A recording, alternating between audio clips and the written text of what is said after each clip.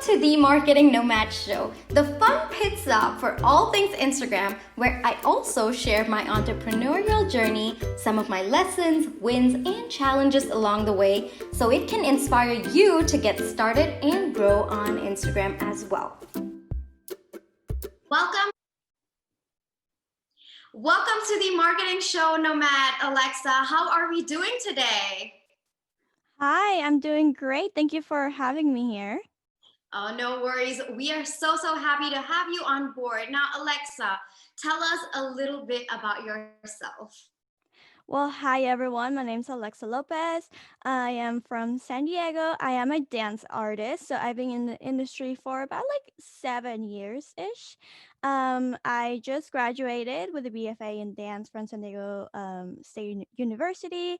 Now I am a working artist as well as a podcast host. My podcast is the Dance Research Podcast. So I mainly focus on bringing more resources to dancers, and I am developing a program where I will be helping dancers kind of start their own careers because that's something that's a problem in our industry. Absolutely. A wonderful work that you're doing over there, Alexa. Thank you. So, as you guys might have figured out by now, this episode's going to be mainly centered around, facing creative burnout.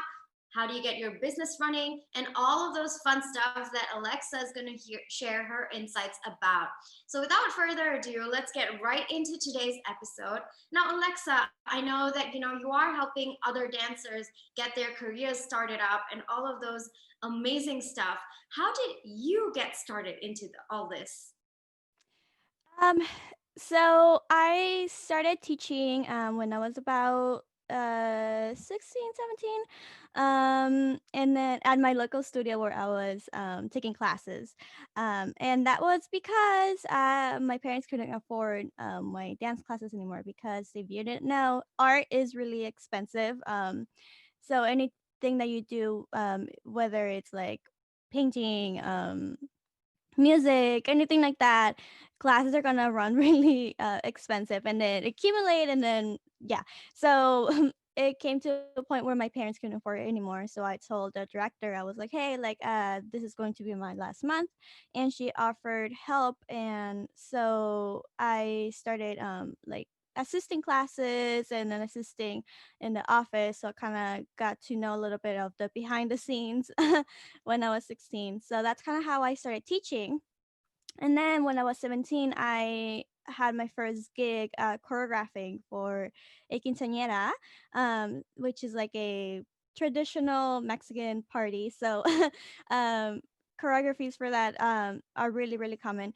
So I was really passionate about choreographing, and I was really into it in high school. We had our own little dance team, and I got to be the leader of the group in my senior year. So I was really into choreographing, and I offered my friend to do it for her quinceañera. I think it was 16. I think. Anyways, doesn't matter. But she said yes, and so I did it for her, and it was like I didn't know what to do, but I just researched how the quinceañeras were doing, and I was like, okay, I think I could do it. Like it's easy enough. So that's how I got started with that. Then I went to community college and I focused more on modern dance and contemporary stuff that I didn't really take during high school because high school was mostly like ballet and hip hop, and I didn't know anything else. So I wanted to kind of expand my knowledge in different dance genres. And in my college years, I got more opportunities to perform professionally and choreograph more. I expanded my choreographing business, so I got really well known for that as well.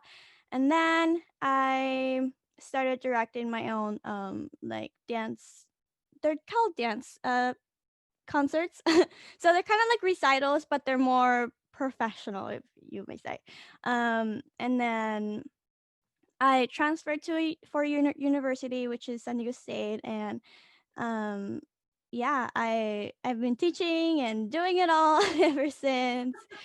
And yeah, I mean that's how I got started in this whole biz.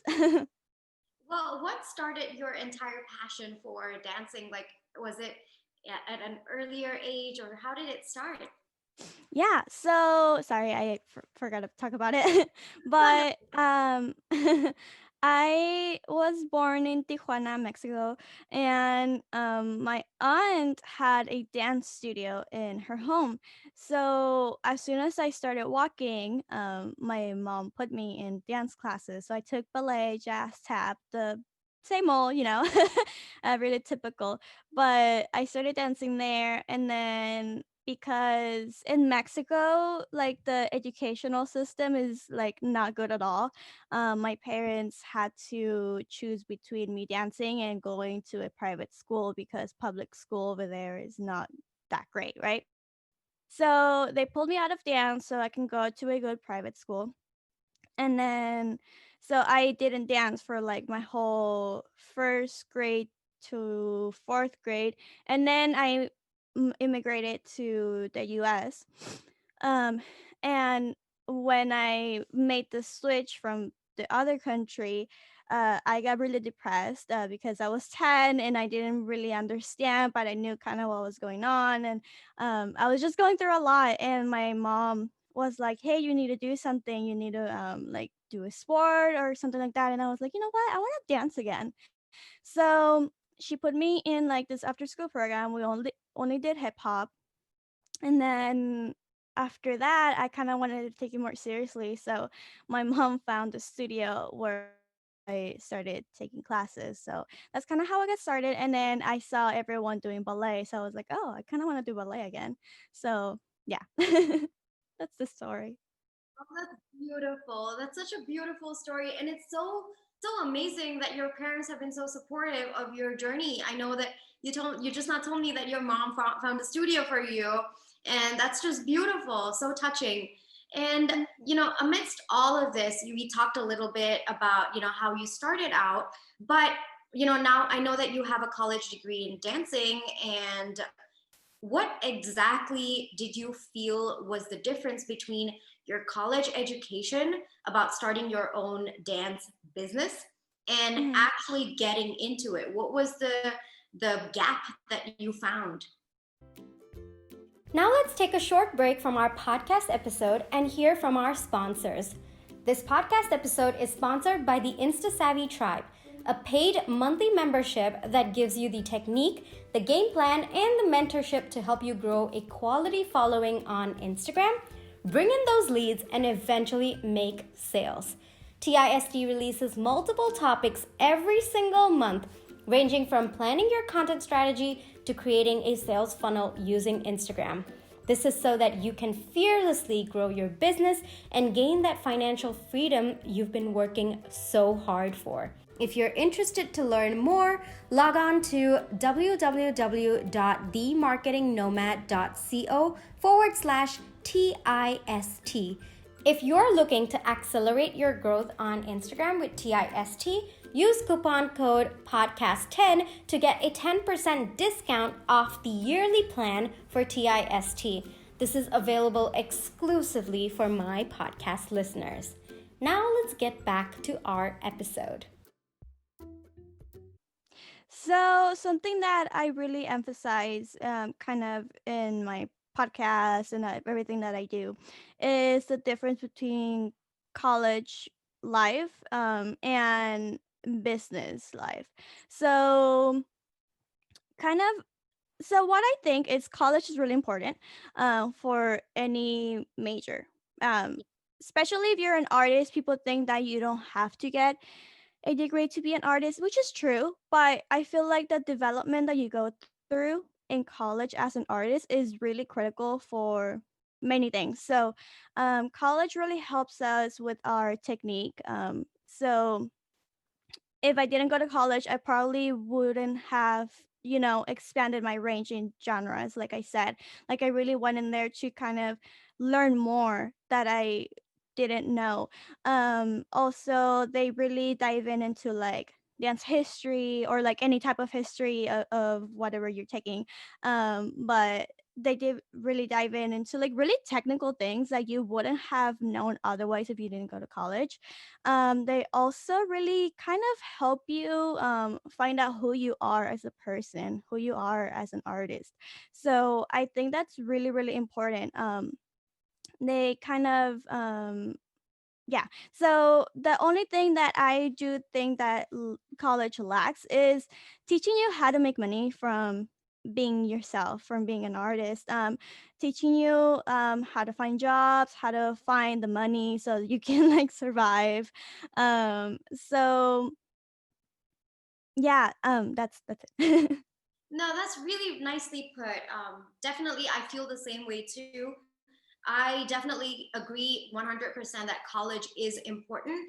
I'm a huge advocate of it, even though people say, Mhm. well, you don't need a college degree to start your own business. Yes, there are people who are outliers who have made it big, but even they also recommend that, they should have done at least a small degree or maybe a course in business or something like that. So I'm a Mhm. huge advocate, and you've really nicely put it that even though it sets the basic foundation, there's more that you need to learn when you are out there in the field. And Mhm. like now that we're talking about it, what were some of your initial struggles with respect to the business aspect of starting your dance company? Yeah, just everything. I didn't know anything. So, Oh my um god, same here. I literally started from zero. I don't know anything, but I'm kind of like a really self-driven person. So I kind of managed to research how to do stuff and like do it little by little, but mainly things that you need is knowing how to market yourself. I'm sure you talk about it a lot, but yeah, knowing how to market yourself and also knowing how to manage the back end stuff. A lot of people don't know, like, for example, an artistic director of a dance program. So knowing how to like manage all the clients, manage like the people who is working for you too, kind of managing all the day-to-day stuff, it's gonna be really different. So that's more of the business type of mindset that you have to have on top of being an artist, and doing like the art itself. um yeah, it's a lot, but also knowing how to write is going to save you a lot, because as an artist you have to learn how to promote yourself. Yes. So writing is really, really important. Oh, Hmm. that's amazing. What a wonderful insight. That's so true, actually. I feel like any aspect of, like, if you're starting your own business, writing, now that you mention it, yes, it's so fundamental. Like when we're writing our sales pages, or even when we're typing out text messages to Hmm. ask people for the sale, it's definitely very, very important. And I'm so glad that you brought that out. And talking about back end stuff, with managing a business, do you feel that your learning curve was huge when you first started out, or are you still in the process of getting a hang of things? Where are you right now with your business? I'm definitely more sharpened now because I've been in it for quite a while, but Hmm. I'm still always learning, always trying to find ways to make it easier. I feel like that's something that you won't always have it like perfectly, but I feel like me now compared to when I started, I'm way better than, you know.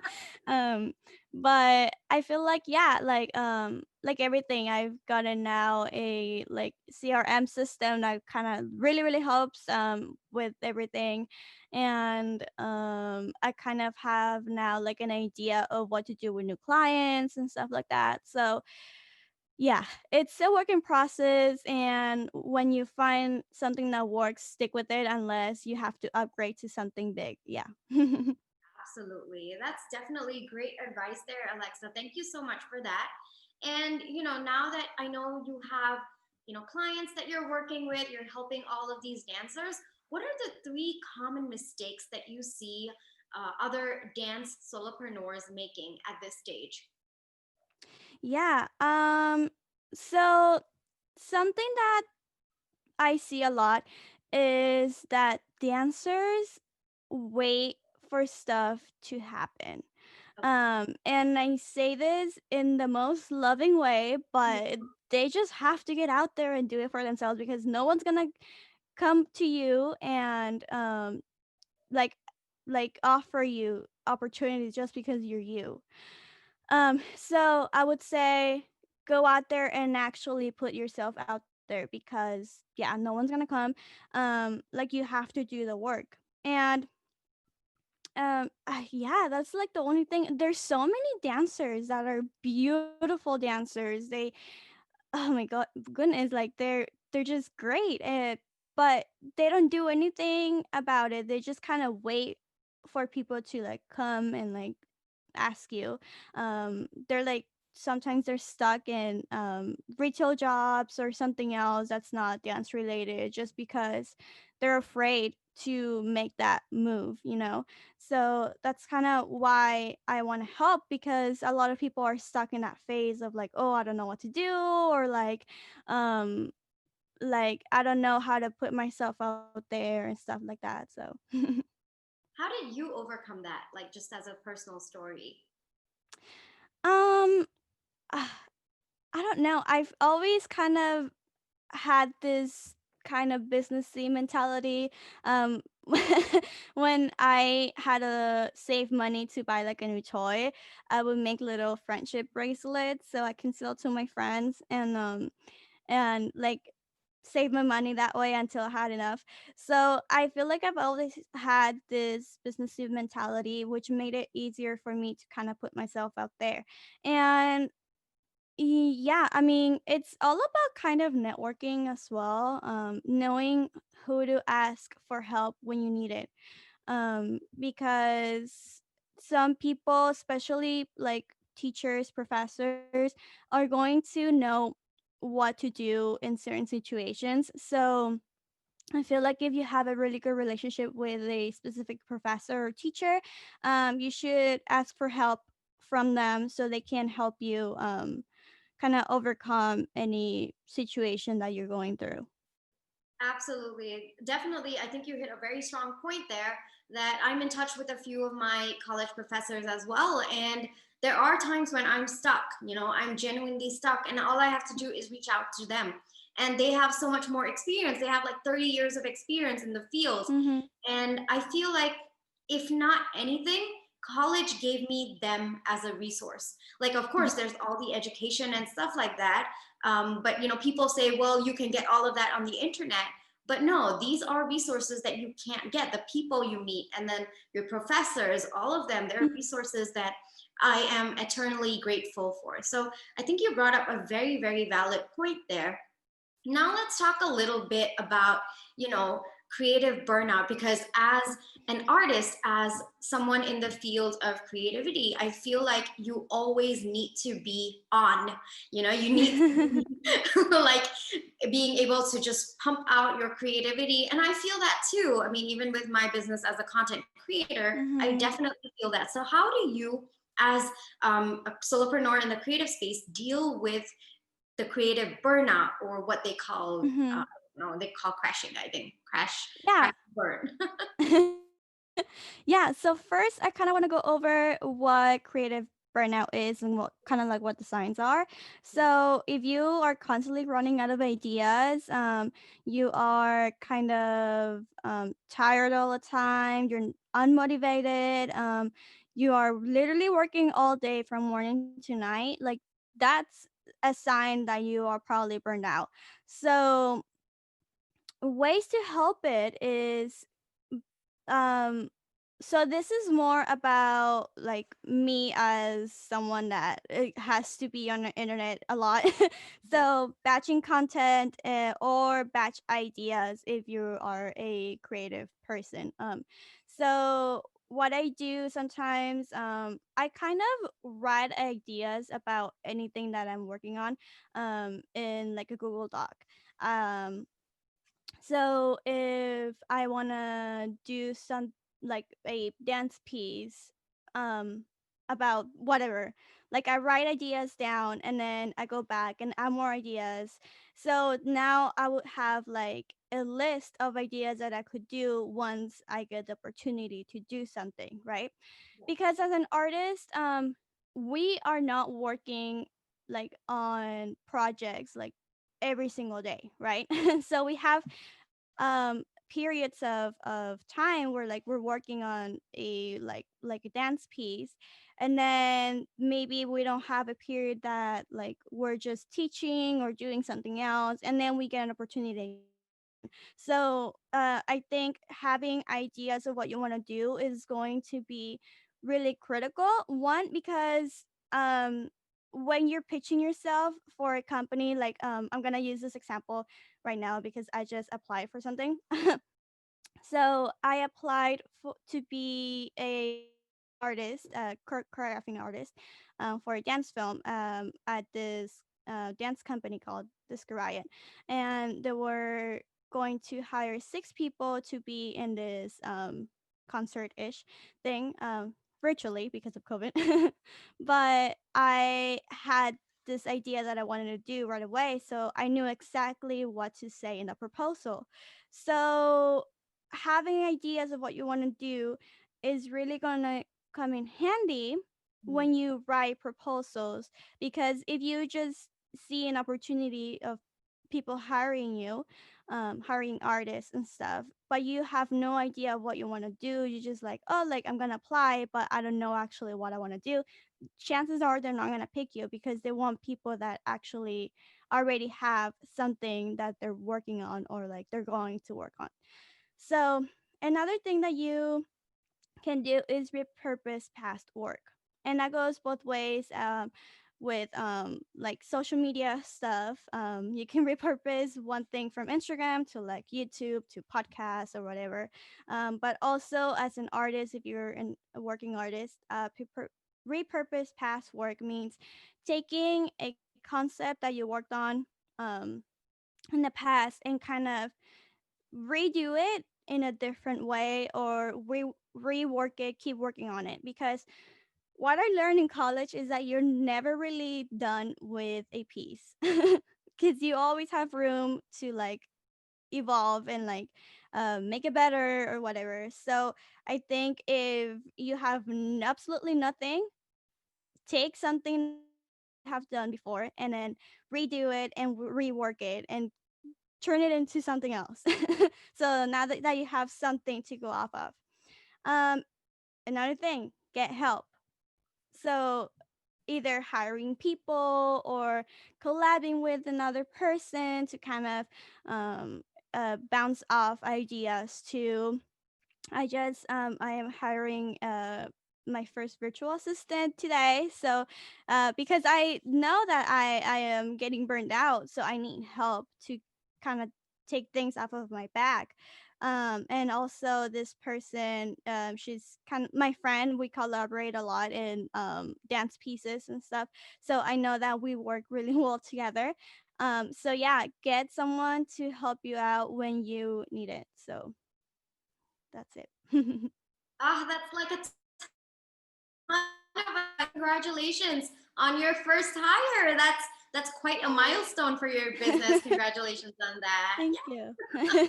Well, I mean, so many great points that you've mentioned here, especially I loved the part about getting help, because when you're feeling burned out, at that point, you might not realize it and might realize it too late.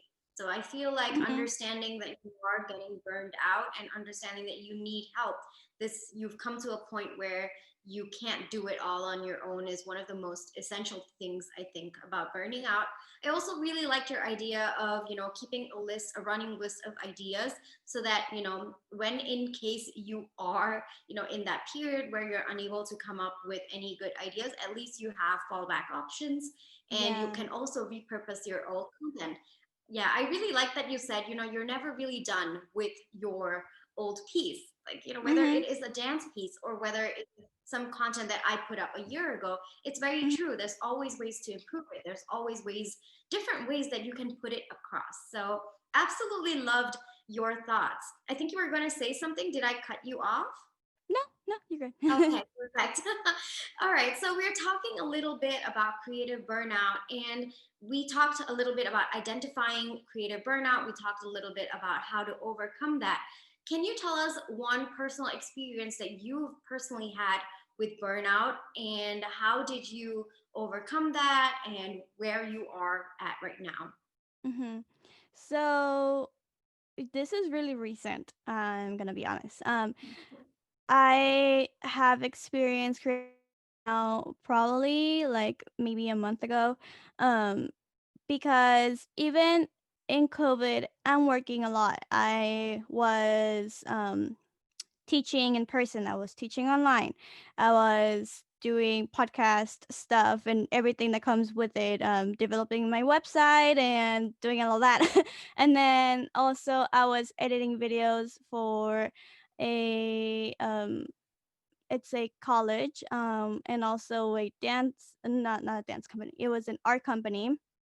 So I was doing everything, and I was literally working, like I said, from like morning to like night, and I was exhausted. I felt like I just like didn't have a break at all. So now that I all of my projects are kind of like coming to an end, I get an opportunity to kind of prepare for that next big like work period, which is coming in January.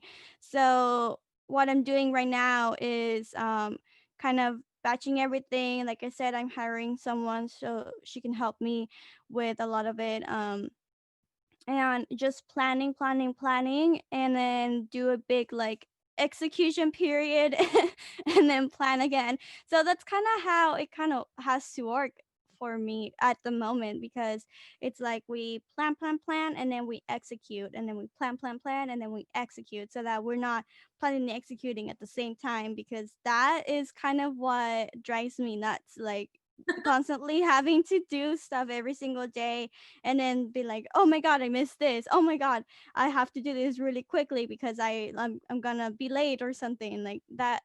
Is Yeah, it's exhausting, but I am still working on it. I'm not completely an expert on it, but I feel like I said, like anything, like you're always constantly learning, and sometimes you're gonna fall off the tracks, but like you have to get yourself up and like try again, because if you don't do it, you're never gonna do it. True. That's absolutely true there.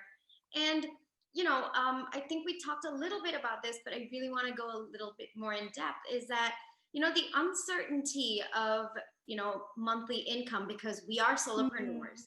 And mhm. I too have faced that in my own business and stuff like that. We don't have a consistent income.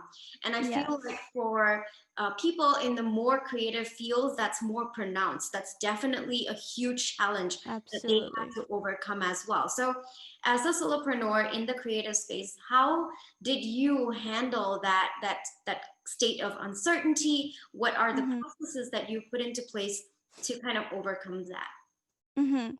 So I am in a very, I would say, privileged place, because I'm still living with my parents, but I am working on moving out this upcoming year. So I am always thinking about it, like how can I make me ends meet, if maybe I'm not gonna have income for like a month or something, right? Yes. So I'm always thinking about it. But what I have found, well, first of all, I think many people, even some artists that are not very experienced, think that we're gonna have one solid full-time job like everyone else. And I'm gonna burst your bubble. I'm so sorry, but that's not true. We're mainly independent contractors, Yes. meaning we don't get really benefits, we work weird hours, yeah, you're not gonna make a like full-time income with these jobs, right? So what we need to do is get many streams of income. like I said, I was teaching this past month. I was teaching and editing videos and doing all of this. Um, so that's kind of like what my streams of income are. Um, I have found that the most stable thing to do is find a teaching job at a studio or something, because that's going to be the most like, um, what is it called? The most Consistent. consistent. Yes, thank you. The most consistent stream of income, because if you have a set schedule, teaching this day, this day, this day, then you know for sure that you're gonna get a paycheck for those days, you know. So yeah, get a teaching job, and for like stableness.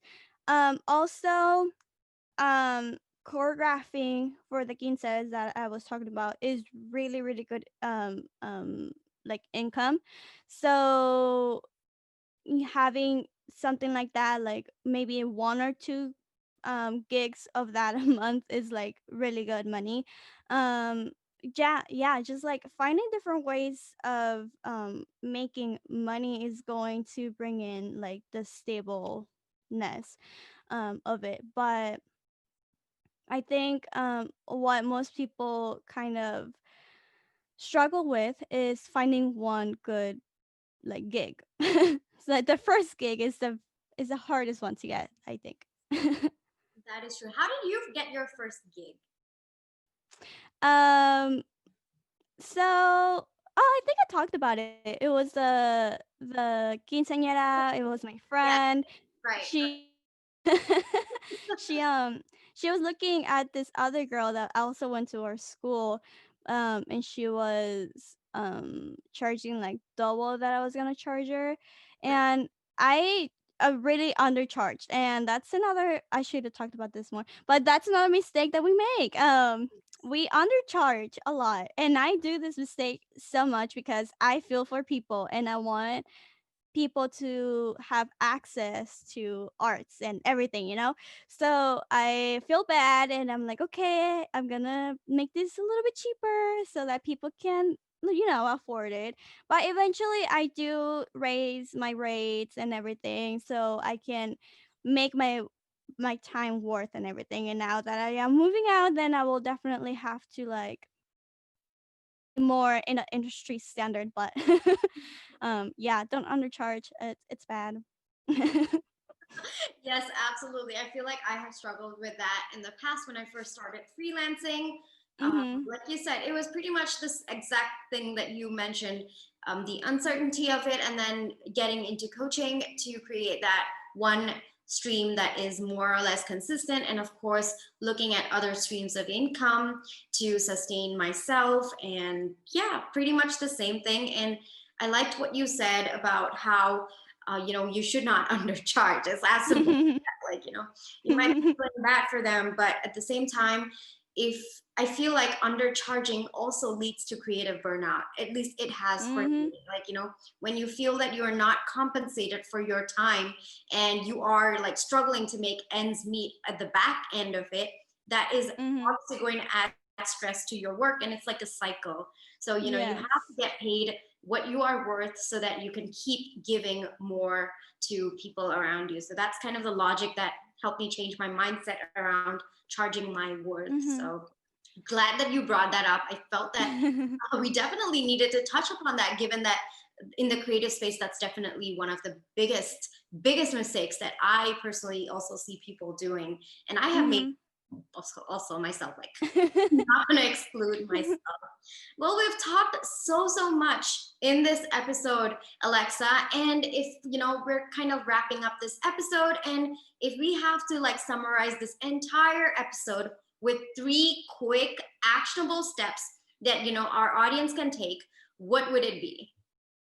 So number one is clarifying who you are, as an artist, as a person. So what do you do first of all, and why should people care? Because not everyone's going to care. So really emphasize why people need your service or whatever you do, and yeah. So why should people go with you? You know, instead of someone else.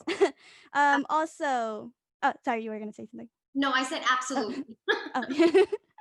So, second thing is prepare any documents needed. This is something that I learned that I also teach. So, any resumes, portfolios, sharpen up your writing skills, like I said, because grants and proposals are going to be your ways of making money in the artistic field. Um, and last thing is to just take action. Literally, just do it. Um, if you don't do it, you're never going to do it, and then you're going to be stuck forever. So just take a leap, do what you need to do. Yes, guys, if you can take one thing out of this entire episode, I swear it is take the leap. You got to go after what you want because what you want isn't going to come to you. As Yes. Alexa rightly put it, and we talked about it multiple times throughout this episode. Now, Alexa, if people want to reach out to you, suppose they want to look up to you for your expertise on dance and all of those amazing stuff that you do, how can they reach out to you?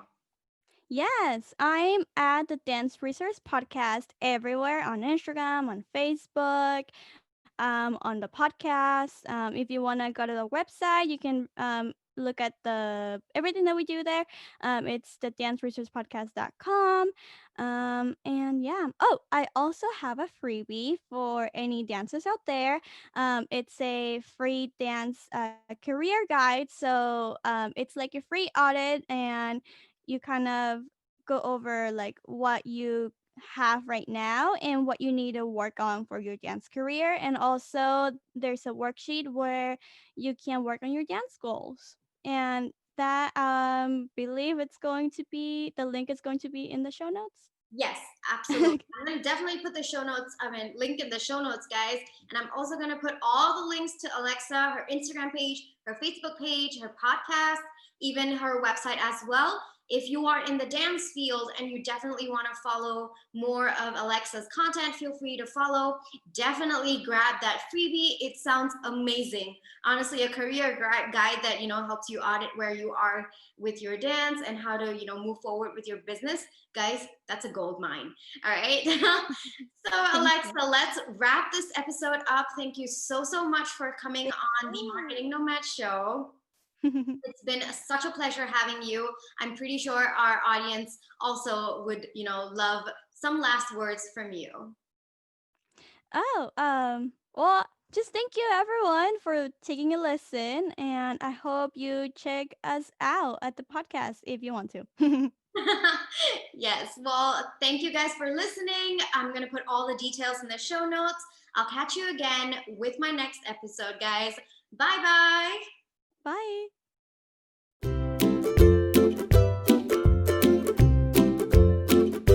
Welcome to the Marketing Nomad Show, the fun pit stop for all things Instagram, where I also share my entrepreneurial journey, some of my lessons, wins, and challenges along the way, so it can inspire you to get started and grow on Instagram as well.